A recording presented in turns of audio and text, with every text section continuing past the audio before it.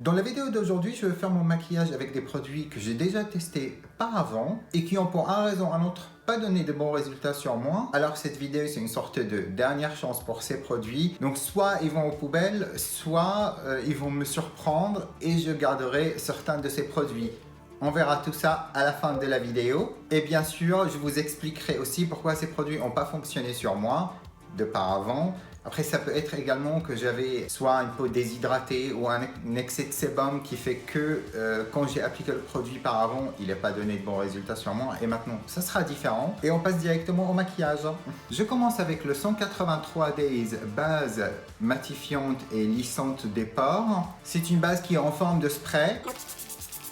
Et pourquoi ce produit m'a pas plu la première fois que je l'ai utilisé? J'ai pas vu de résultat, il n'a pas matifié mon teint plus que d'habitude, donc je voyais pas l'intérêt de l'utiliser. Je laisse la base un petit peu posée sur ma peau. On passe maintenant au fond de teint, donc ça sera le Beauty Success fond de teint haute perfection. Donc c'est un fond de teint de couvrance parfait, teint matifié et longue tenue. Et je suis dans la couleur... Et c'est le sable numéro 30. C'est un fond de teint qui est vraiment très épais. Mais malgré tout, il n'a pas beaucoup de couvrance.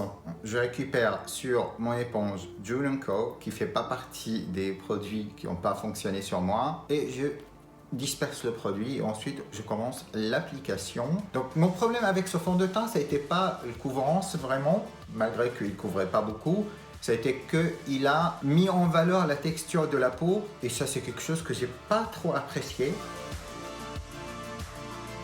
Et voilà le fond de teint appliqué, je vais regarder un petit peu sur le miroir pour voir. C'est pareil que la première fois que je l'ai utilisé. Mes pores, ils sont extrêmement apparentes. Même les petites imperfections, ils sont mis en valeur.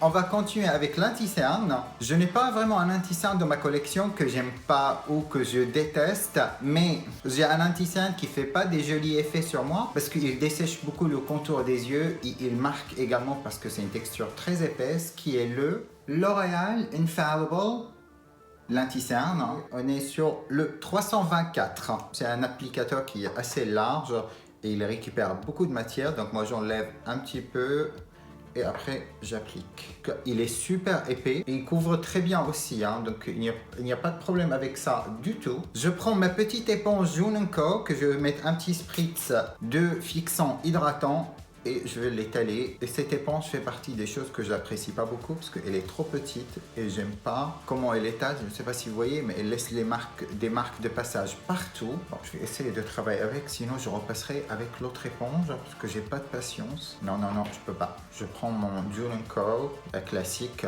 Il sèche tellement vite qu'il est difficile à étaler. Par exemple, ici, apparemment, j'ai un petit point de sécheresse.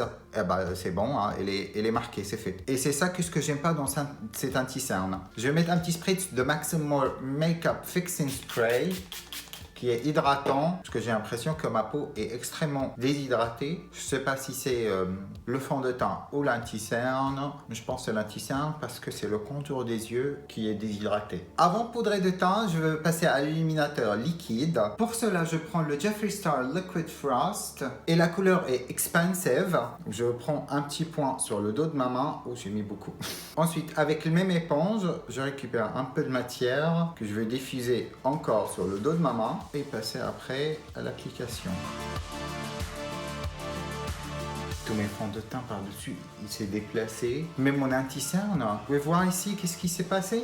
Mon anti-cerne où j'ai arrêté le highlighter. Et c'est pas très compliqué de comprendre pourquoi j'aime pas ce produit. C'est pas possible, ça marche pas en superposition avec n'importe quel autre produit. Que ce soit poudre, que ce soit liquide, que ce soit peu importe. Il va pas marcher en superposition et c'est pour cela ce produit, j'aime pas du tout. On va maintenant poudrer le teint et pour cela je prends le Beauty Success fond de teint compact mat et c'est la couleur numéro 35. Qu'est-ce qui est marrant avec cette poudre, que peu importe la quantité que j'applique, j'ai l'impression que mon fond de teint reste collant. Je comprends pas ça, je comprends pas. Il dit que c'est une poudre matifiante, mais je vois toujours la brillance partout. Mon visage brille encore et je peux vous assurer que j'ai mis la dose, j'ai frotté partout dans le poudre pour que je puisse mettre le maximum possible. Et ça reste pareil, ça reste mon teint reste collant, je comprends pas ça. Et pour cela, cette poudre ne restera pas dans ma collection. Et je continue avec les poudres et je vais prendre la poudre de 183 Days. Donc Banana Pearl Face Perfector.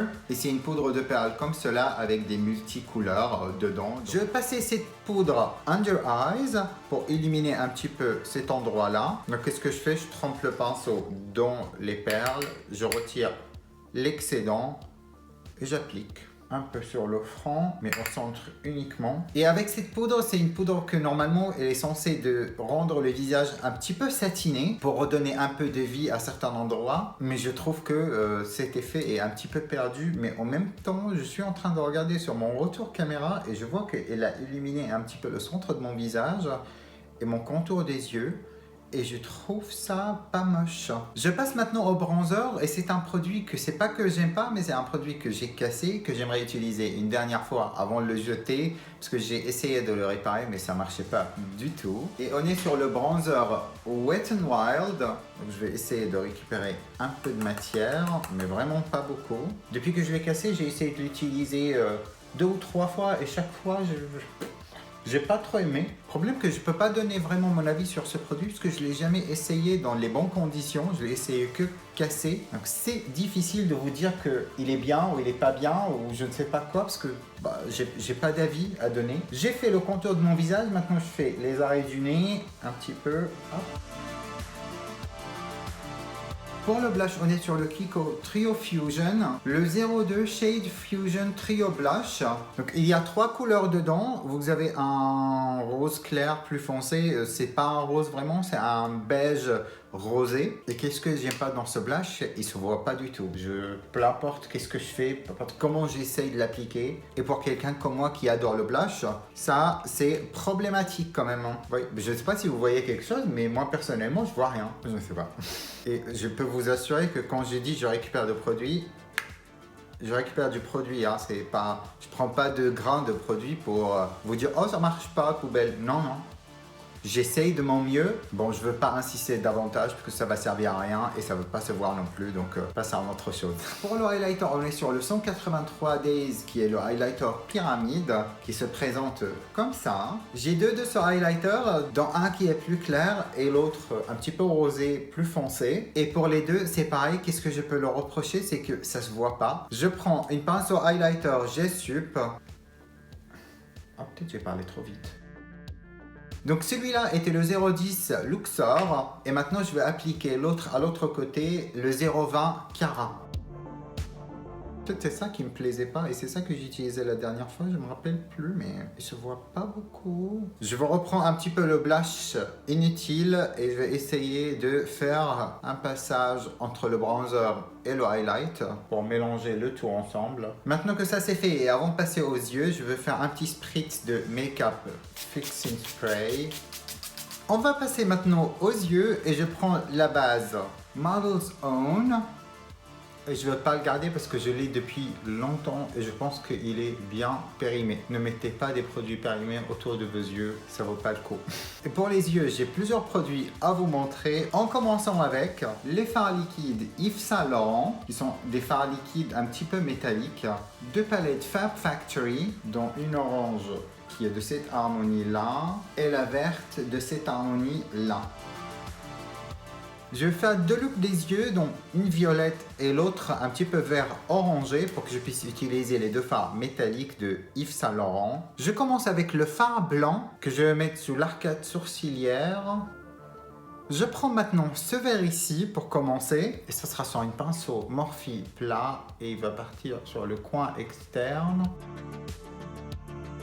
en forme oblique et je vais le tirer comme un liner si vous voulez. Mon problème avec ces palettes là c'est que la couleur quand vous l'appliquez, il est bien pigmenté là, mais une heure après il vous restera pratiquement plus rien et c'est ça que j'apprécie pas du tout parce que autant le temps que ça prend pour faire un look des yeux, j'aimerais bien qu'elle reste sur mes yeux plus qu'une heure quand même. Mais si vous voulez faire un maquillage que vous voulez laisser le temps de prendre une photo, Ces palettes, ils sont pas mal. Hein. Vous voyez bien que la pigmentation est bien là. Je vais prendre maintenant cet orange là que je vais appliquer à côté du vert.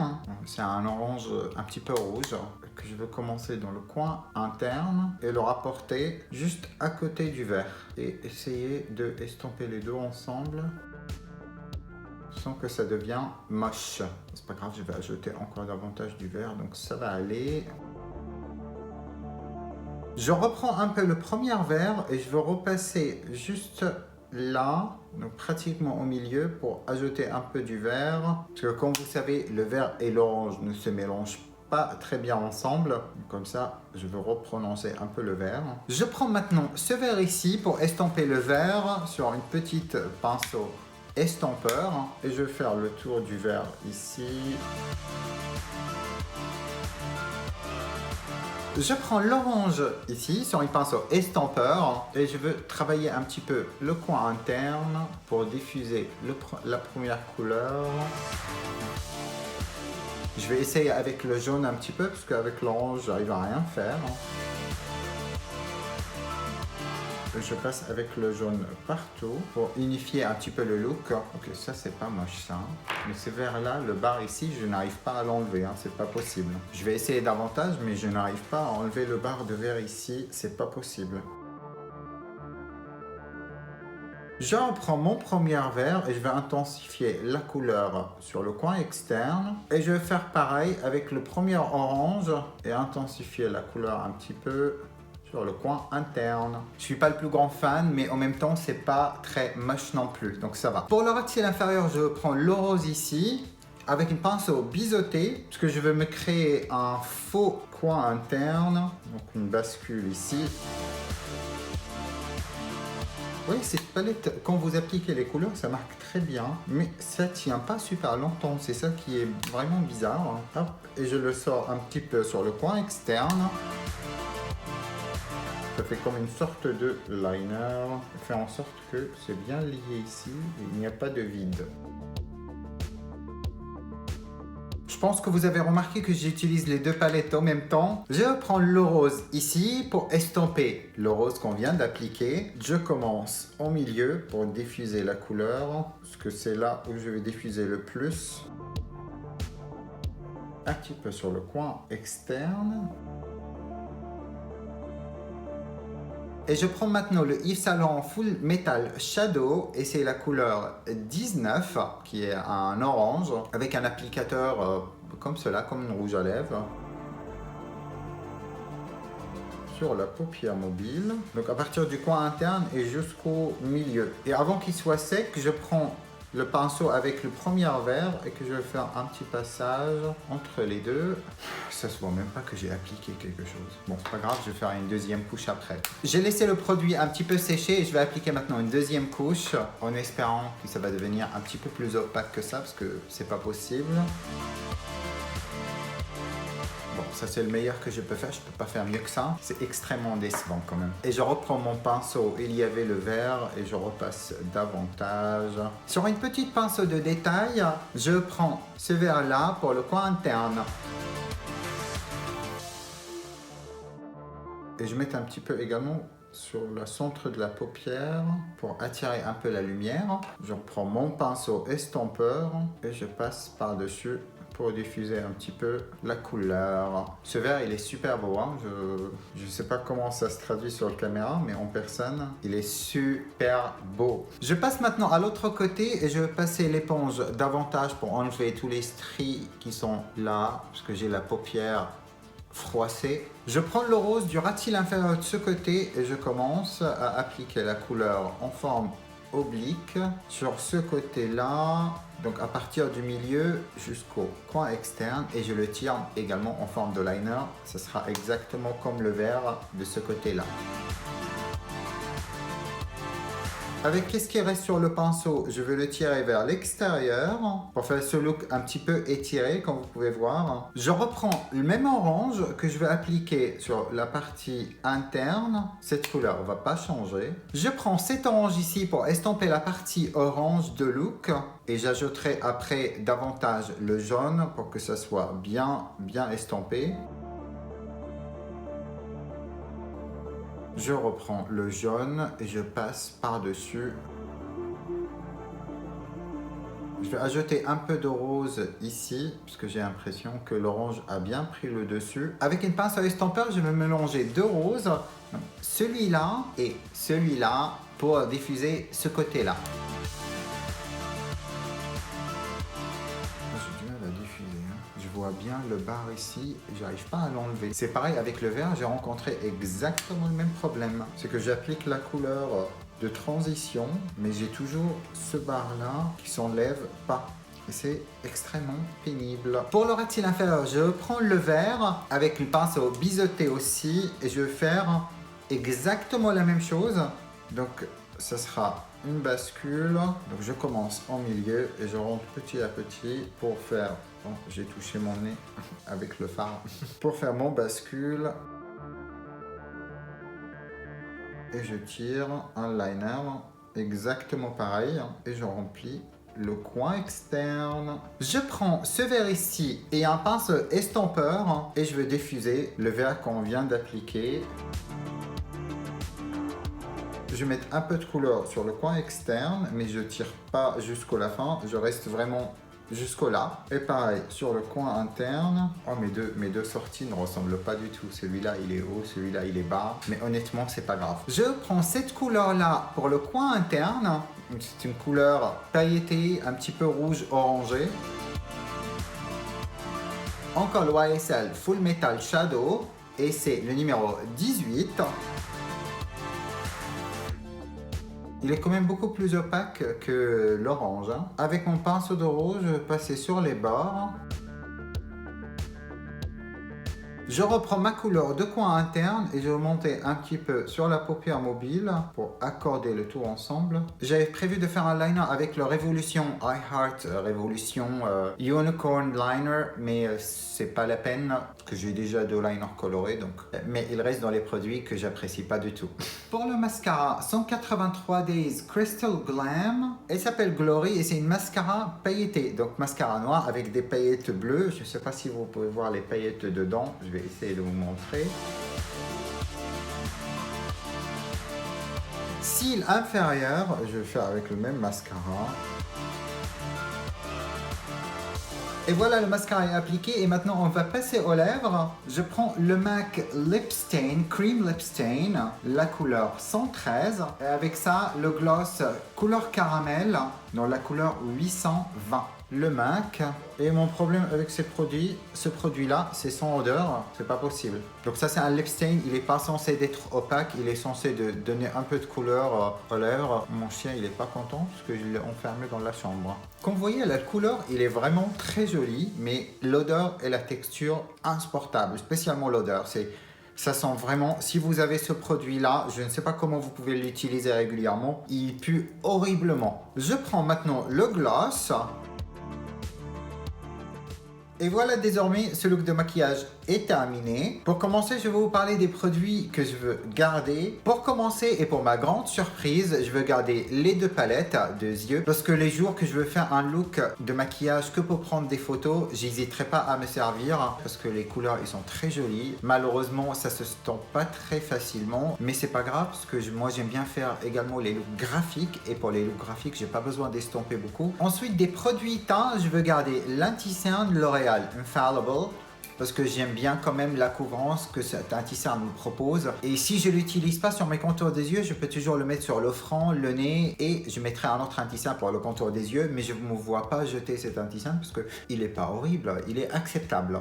Le poudre 183 Days, le poudre Les Perles 183 Days Banane. Pour les contours des yeux, c'était pas mal, je vais même ajouter un petit peu maintenant. Et en parlant de poudre illuminatrice que je souhaite garder, le 183 Days, le Pyramide, mais uniquement le 0,10, le 0,20, il me va pas du tout, j'aime pas la couleur et je trouve qu'il se voit même pas sur moi, donc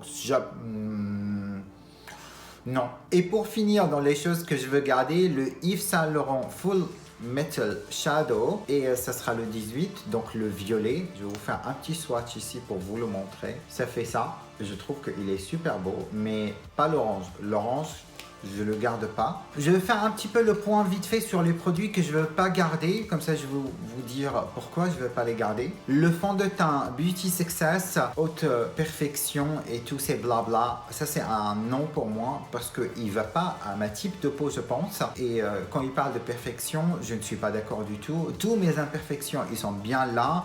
Et en plus, ils sont mis en valeur davantage. Mes pores, ils sont énormément ouverts et bien visibles.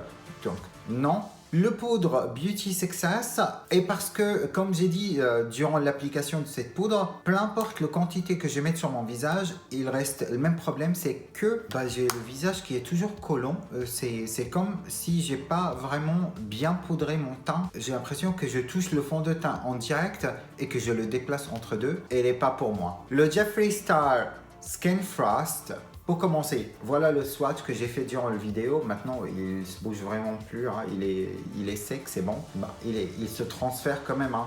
C'est pas qu'il ne se transfère pas, mais il reste quand même sur la surface où vous l'avez appliqué. Mais pour commencer, il est trop foncé sur moi. Deuxièmement, chaque fois que je l'applique, je rencontre des problèmes avec. Quand je l'applique avant poudrer, il déplace mon fond de teint. Quand je l'applique après poudrer, il déplace tout. Si je l'applique avant d'appliquer mon fond de teint, il se mélange avec le fond de teint en appliquant et tout devient pailleté. Et les paillettes s'en vont partout sur mon visage, donc j'arrive pas à trouver les bonnes utilisations pour ce produit et pour cela il n'y a pas de raison que je le garde. Comme j'ai dit, le Yves Saint Laurent Full Metal Shadow, l'orange, c'est un grand non pour moi. Malgré que quand vous regardez la couleur dans le tube, il est vraiment très beau, mais sur les yeux, il est inexistant comme couleur et comme métal non plus.